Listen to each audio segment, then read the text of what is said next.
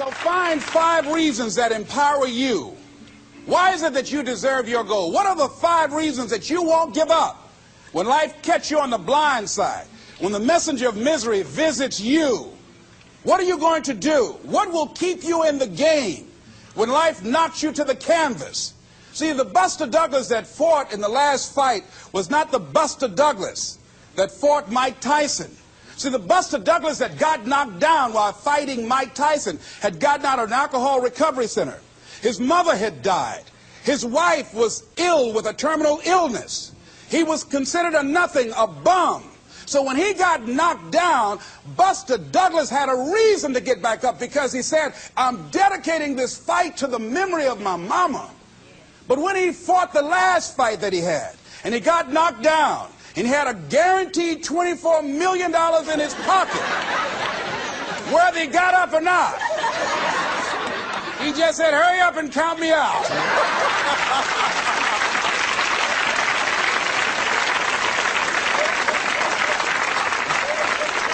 And I don't blame him.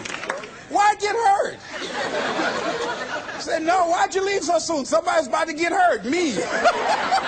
So you've got to have some reasons that when life knocks you down, and it's going to. Hello, it's going to knock you down. When people disappoint you, and that's going to happen. When they betray you, and that's going to happen. When they lie to you, and that's going to happen. When they say, oh, you can count on me, and they won't show up, and that's going to happen. When you want to throw in the towel and give up yourself, and that's going to happen. When life collapses on you and catch you on the blind side, it drop you to your knees and start choking you. You got a dream? No, I ain't got no dream. And that's going to happen. What reason can you remember that you can call on, that you can reach on, that can make you get back up? Find that reason. Because when life had knocked me down, I said, life, I'm doing this because I want to make my mama proud of me. I'm doing this because I want my children to have a better life than what I have. I'm doing this because all my life I've been told I'd be a loser, that I wouldn't make it. All my life I heard people say, maybe take them back to the welfare department. I'm doing this to make them a lie. I believe, like Frank Sinatra, he said, the best revenge in life is massive success. I'm doing this so I can become massively successful. And with that kind of courage, with that kind of affirmation and reason to empower me, I got a saying that when life knocks you down, try and land on your back, because if you can look up, you can get up. All right?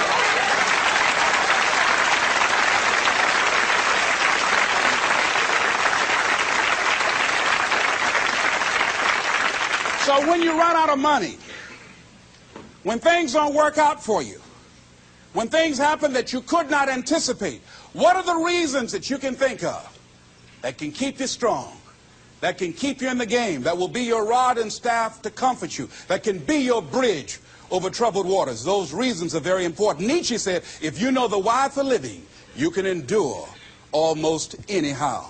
So find out the reasons that you do what you do. Find out the reasons that will make you strong, that will make you walk by faith and not by sight, that will make you pursue your dream when everybody is against you or don't believe in you no more.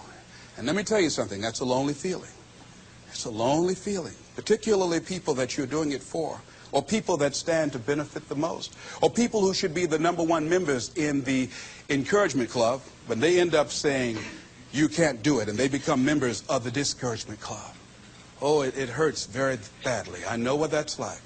Have people that you love close to you that look at you with that look and say, why don't you try something else? Why don't you give up? I said, but this is my life. I have got to do this. Les, you had a good job at Sears. That man like you. Mama, I can't go back to Sears. I got to be my own boss. I can't do that. I mean, you know, ladies and gentlemen, you know, when you work on a job that's dead end, you can see the ceiling already. It's like going in the middle of a movie.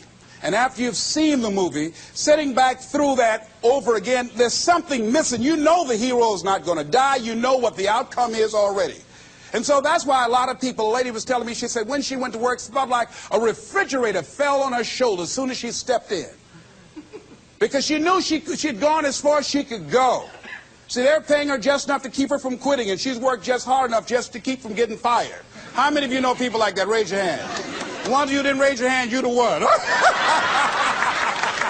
I'll just tease it, all right? Here's something else. Make a commitment to be happy. See, You know, I have you laughing a lot. See, life is too short going through it looking homely, tired, and ugly. Sometimes we take life too seriously. Oh, no. Make a commitment to be happy. Find little things just to get tickled about. And laugh. Find ways to be happy in the moment. A lot of people say, well, I'll be happy when I pay off all my bills. No, no, no. I'll be happy when I get my divorce. Oh, no, no, no. I'll be happy with the children gone. Oh, no, no. You want to be happy now. See, there are no guarantees. No one say you're going to be here 2, 3, or 4 years from now.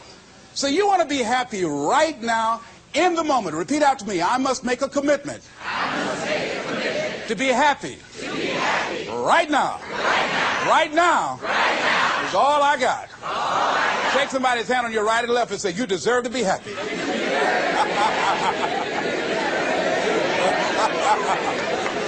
Make a commitment to be happy, because life now has new meaning for you. Just enjoying the sunset, or just looking at life, or looking at nature, going for a walk. It's the little things in life that counts. Here's something else that you want to begin to do in order to make this your decade.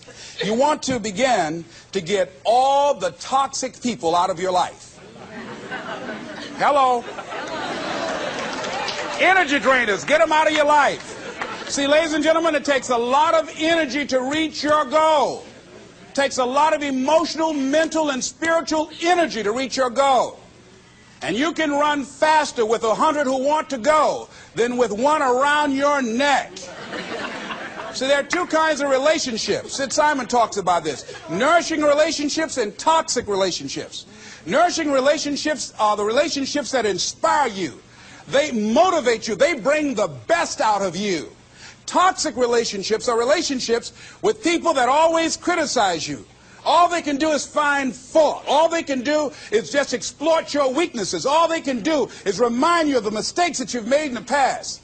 These people are bad for your health. Toxic people can run your blood pressure up. One apple can spoil a whole barrel. One negative energy drainer can spoil your whole life. I know people whose lives have been ruined because somebody wasn't good for them. See, there are some people that aren't good for you. Hello? They aren't good for you. You've got to get them out of your life. See, a lot of people put up with a lot of foolishness because they don't want to die by themselves. Here's what I believe. I believe in a one-to-a-box theory.